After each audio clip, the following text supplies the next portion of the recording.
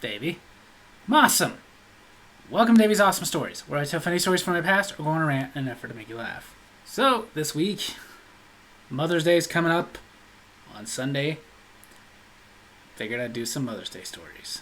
It's weird to me because Mother's Day, when I was growing up, was really not something we did much for. And that's not because we didn't love my mother. We did. But my family was one of those that really, when it came to holidays, we weren't that big on them. Except for the major ones. Easter, 4th of July, Halloween, Thanksgiving, Christmas. But like New Year's? Not really. Mother's Day, Father's Day? No. Labor Day? To this day, I still don't really know what the heck that's even about. Heck, growing up, we didn't really even do much for Memorial Day or Veterans Day, and you figured we would because my dad was in the military for 11 years until he was medically discharged. My wife, on the other hand, she grew up functional. Like her family, I'm not saying they didn't have their problems, but for the most part, they were functional. Which is one reason I'm scared of functional people. They freak out over the littlest things. They'll sit there like, what are we going to do? This is the worst thing ever. When will this madness end? And I'll be like, okay, thank you. Okay, according to the power company, they're working on it. The lights should be back up within the hour. But they celebrated all the holidays. Like, I really had no idea what I was in for when I got married. Because, of course, Mother's Day, Father's Day. Of course, Memorial Day. Her dad is bigger on Memorial Day and Veterans Day than my dad was. Despite the fact that my dad was, again, in the military for 11 years, didn't want to leave. It just turned out he had a hereditary foot condition that made him a liability, and it started manifesting itself. He didn't really even know he had it until this point. Now he has to leave. It's one reason I can't go in the military. I have the same thing. It's hereditary. Her dad, his claim in the military was he was in boot camp for a couple of weeks, had an asthma attack, and was medically discharged. I still give him credit. He entered a boot camp. He swore to defend this country. He just wasn't able to. Okay. But you'd figure my dad would be the one more into it. Not really. My mother never cared about Mother's Day until I got married. Because she got a Facebook and saw that my wife was big on making sure everybody saw that post of Happy Mother's Day, and suddenly she was jealous. Thanks, honey. But I remember the first Mother's Day that I had with my wife. She was newly pregnant. We met sometime in May. I don't know if it was before or after Mother's Day, but it was in May. Started dating in August, got engaged in October, got married in December. I know a lot of people are like, that's not a good formula, but hey, 15 years and a few kids later, I think we're getting serious. We got married in December. April, she ends up pregnant with our first kid. So, of course, her family did something for Mother's Day, which right there was a shock to me. I remember my wife coming up to me saying, hey, after you get off work, we're going to meet at my grandmother's house. Oh, okay. Any reason? Seriously? Yeah. Why? Today's Mother's Day? What? We're having a big Mother's Day thing. What? I didn't know that was a thing. Like, I knew Mother's Day existed, but we never did anything special for Mother's Day. I mean, once in a while they'd use it as an excuse for us to all go to Denny's, but that was about it. My brother and I would remember it. We'd say Happy Mother's Day when we were little kids. We'd draw a picture for her, but that was about it. I didn't know people got together and had dinner. And of course, though, my wife is pregnant. She's not officially a mother yet. But everybody telling her, by this time next year, you're going to be a mother. Happy Mother's Day. Everyone except her sister, her older sister, who turned out was pretty jealous. Because at the time, she did not have any kids. And the husband she had at the time apparently didn't want kids. It's a big reason I say at the time. Got a new husband now. Has kids now. 3 step kids and 2 of her own. Good kids. But she learned the hard way. That's something you need to discuss before you get married. But she was jealous. She was upset. And my wife jokingly said, hey, you didn't say Mother's Day to me. And angrily, my sister-in-law goes, you didn't say Happy Mother's Day to me either. Why would I say that to you? I have a dog. I heard this and stared in stunned belief. Like, Did you really just say that? Did you really just insinuate that we should wish you a happy Mother's Day because you have a dog? And you want to know something? It's one of those weird situations where you never heard something before, but after that, you start hearing it. I wouldn't say everywhere, but quite often. That was the first time I can ever remember hearing somebody actually insinuate that they were a parent because they have a pet. But ever since then, I've heard it many times. And I gotta be clear about something. You are not a parent because you have a pet. I've had pets. I've had pets many times. Many different pets throughout the years. The first pet I can remember I had when I was about 5 or 6 years old. I wasn't a parent when I was 5 or 6 years old, even though I was the one feeding and cleaning the dog. I know people love to say, pets are like your children. Like? Sure. Are not.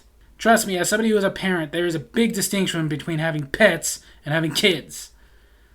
From the time a pet is born, I don't have to watch it all the time to make sure it doesn't kill itself. With a pet, once I've taught it where it's supposed to go poop, that's the extent of me teaching it to be a functional member of society. And even in bad ways, they're not like kids. Like, I've never left my kid alone in the room for a minute and come back and it was eating one of my shoes. Although I'm not going to lie to you, with one of them I did kind of expect that. But they're not kids. They're pets. It's very, very different. I think it's one of the things that's very stupid about our society is we're a little too obsessed with our pets. In no other society do they think it's okay to take anything but a service animal into a store. Especially a store that sells food. But here it gets argued about. And you have bosses telling you to ignore it. In most societies, nobody argues about, hey, you gotta save a human being or a pet. Which one are you gonna do? And in no other society in the world do they argue as to whether or not that makes you a parent. I think the most annoying person I ever dealt with this about, though. For a brief time, when I was a manager, or a supervisor, not really management. At a store I was working at the time, I was the manager over the cashiers, but really I didn't have that much authority. I was basically just a cashier with keys. But there were 2 of us. And they hired this one girl, and oh my god was she annoying. The thing she was the most annoying about was that she was one of these girls that thought she was smarter than she was, so would constantly try to throw out things to show off how smart she was, and it was usually just common knowledge stuff. Like, out of nowhere bringing it up why they put the milk and eggs in the back of the store. I think by now we all know it's because that's the most common thing people go to the store for, so make them walk all the way through the store so they might buy other things. You're not a genius. But on that note, she had to keep throwing out that she had a bachelor's degree in English. I have a bachelor's degree in English. Until the point that I finally threw out, you have a bachelor's degree in English and you've used that degree to get a job at the same rank as somebody like me who didn't even finish high school. Bachelor's degrees are pretty much worthless. But the other thing that would annoy me is that anytime, whether it was me talking to her, or one of the other people talking to her, or even not talking to her, she just walked up and heard us talking about kids. Because yes, I'm a parent. Big part of my life involves the kids. So I'm going to have stories about them. She'd always have to throw it out there. I don't have kids. Well, I have a dog. First time she said that, I got the look on my face that my wife laughs at, because my wife can see it. She can see internal struggling in my face when somebody says something like that, and I'm just like... Because she could see that that's part of my brain wanting badly to say something, and the other part telling me, you know what, just don't. Let it go. So I did. Time passes. She walks up as somebody else is talking about her kids, and goes, I don't have kids. I mean, well, I have a dog.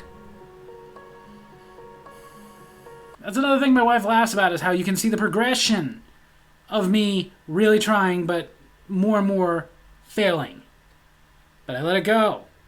But she did this every freaking time. Every time somebody mentioned anything to do with kids, she'd say the exact same thing, the exact same way. Which was, I don't have kids. I mean, well, I have a dog. Every time saying it just like that. I mean, I have a dog. Finally, one day, it is Mother's Day.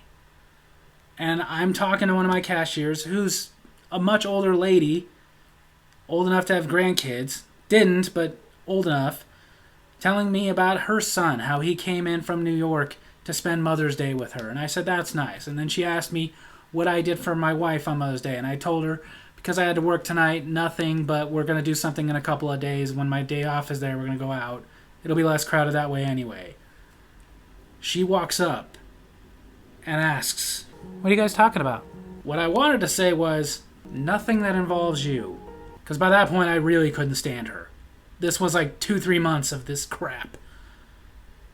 But I was nice and told her she's talking about her son coming over for Mother's Day and what I'm going to do for my wife for Mother's Day. And of course, she had to throw it out. Oh, that's nice. I don't have kids. I mean, stop telling us you have a dog. Well, I do. That's not the same thing. We know. By now, trust me, everybody knows. You don't have kids, you have a dog. Because every single time one of us mentions kids, you have to throw out, I don't have kids. I mean, I have a dog. As if in the middle of saying what you just said, you're going, oh yeah, I do. The way you keep saying it makes it very clear that you think you're a mother because you have a dog. You're not. You went to an animal shelter and got a dog. We, whether it was me or my wife, went through 9 months of her being pregnant and then the bulk of a day delivering a kid. At this point, my wife's been through that twice. Now 3. What do you want? Do you want me to give you some kudos? Wow, a dog. Well, you're just like me then. You're not. She didn't work there much longer. Not because of that. She said she was going to go put her bachelor's degree in English to good use. About a year later, I was at the airport. She was one of those people at the front, typing in keyboards and getting people their tickets. Pretty sure you don't need a degree for that. But I will tell you this, the most important Mother's Day story I have. Not a long story. Just a piece of advice for those of you. For your wife. The very first Mother's Day your wife has. Like after the kid is there. And she looks at you and says, so, what are you getting me for Mother's Day? The absolute wrong answer to that question is, why would I get you something? You're not my mother. That was 14 years ago and the footprint is still on my butt. So there you have it. That's my story of it this week. Hope you guys enjoyed it. And if you did, make sure to hit like, hit subscribe, hit the little bell so you get notifications for when I post new videos. And leave a comment I can respond to in my next comment corner. Tell me some of your Mother's Day stories. Love you guys.